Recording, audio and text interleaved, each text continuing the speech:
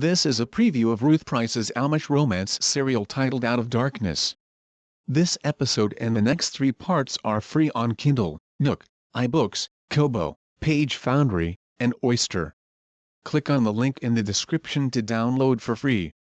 When a mysterious woman stumbles, bloody and beaten, onto widow Abraham Yoder's Lancaster farm, can he find the faith to love again? Chapter 1. Though the rain had stopped, a gentle breeze rustled through the forest canopy, dripping large drops onto the damp earth below. Moonlight peeked through breaks in the thick clouds as owls cried, spiders wove their webs, and a woman slept, collapsed on her side against a tree like an abandoned doll. Blood seeped from a wound on her temple, matting her hair. Her blouse was ripped, and she had run her socks black and bloody. Eventually the intermittent fall of water on her face stirred her to wakefulness. She groaned, wiping her eyes with her hand. Her mouth was dry. Her feet and head hurt. The woman sat up. "Hello!" she shouted, and the dull echo of her own voice frightened her. Maybe she'd been in some sort of camping accident. She tried to summon some memory of the campsite, what friends might be looking for her, but nothing came. She needed help, she knew that. She felt around the ground for her shoes. Where were they? She wanted to go home, but where was home? She tried to call up memories of her family, and her heart pounded as she realized she had none. She didn't even know her own name. She had to know her name.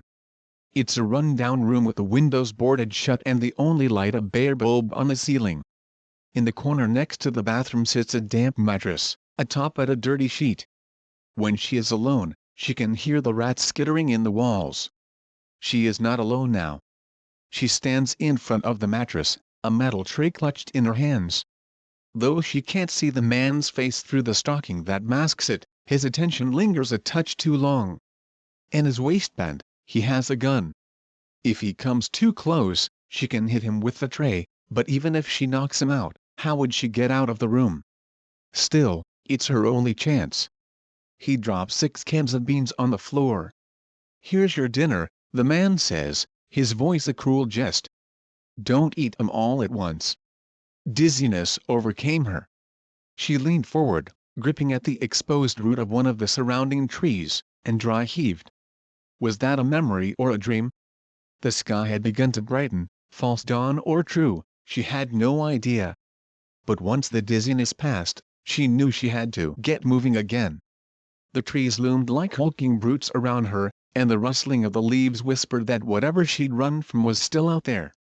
She stood, drawing her arms around her chest to ward off the chill, and walked. Sticks and small stones stung through her socks. She walked through the chatter of birds that heralded dawn, and as the sun climbed, the air warmed and the trees thinned. When she reached a narrow road, she stopped, hoping and fearing that someone might be there. It was empty. She scrambled down the hill to the road on her rear and crossed the thin stream of tar. In the bright sunlight, the lump of terror behind her ribs began to loosen. If she could just find someone with a phone, she might be able to contact the police or a hospital and get help. The woman scrambled up another hill and down again. Walking in the heat had brought the dizziness back, and she often had to stop to close her eyes and catch her breath. Her mouth felt dry and filled with cotton. She had a hard time imagining that she had ever been so thirsty or dirty before. Her cream-colored blouse felt smooth and expensive, and her jeans were cut well for her body. Her nails, though dirty, were even and polished in light pink.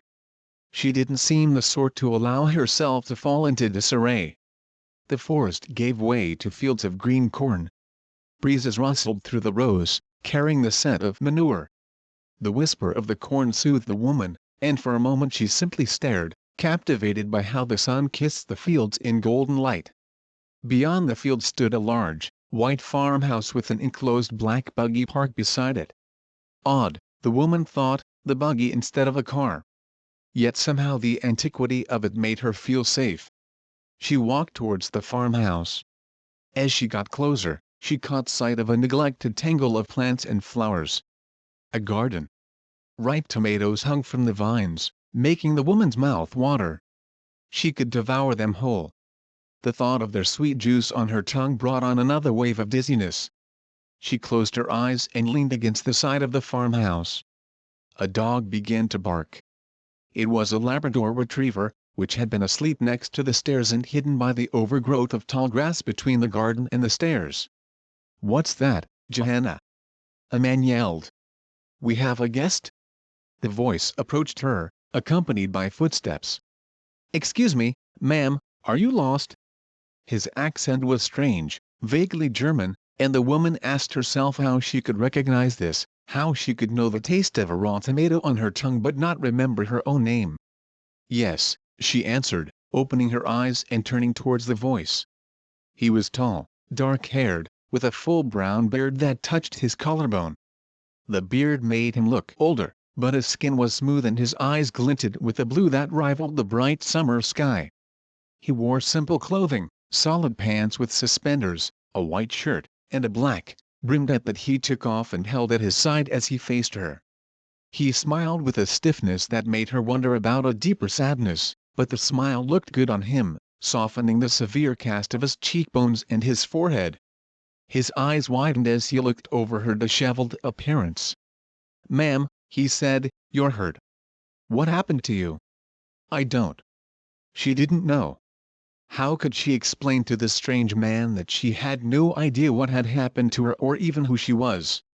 He might think she was lying, that she was some kind of criminal. He took a step towards her, his palms up. "You need the Englisher police and a hospital, yeah. But I'll have to take the buggy up to the Millers to use their phone. Come in and let me help you." "I just need some water," she said, backing away. "I'm sorry. I don't know where I am." "You don't have to call anyone." The panic had made her dizzy again, and the fields and farmhouse seemed to spin on an axis around her feet. "I don't feel so good," she said, leaning against the farmhouse again. It desperately needed a painting, she noted, as her guts threatened to rebel. "I promise, I won't hurt you." "Can you walk?" he asked, offering his arm. He stood still, neither approaching nor retreating, and she realized in his steady calm that he meant no harm. She leaned on him, grateful for his solid strength. He smelled of sweat, wool, and something earthy. She breathed it in, steadied by the scent of him as much as his well-muscled arm as they walked together up the wooden stairs into his home. Thank you for enjoying this preview of Ruth Price's Amish romance serial titled Out of Darkness. This episode and the next 3 parts are free on Kindle, Nook, iBooks, Kobo, Page Foundry, and Oyster. Click on the link in the description to download for free.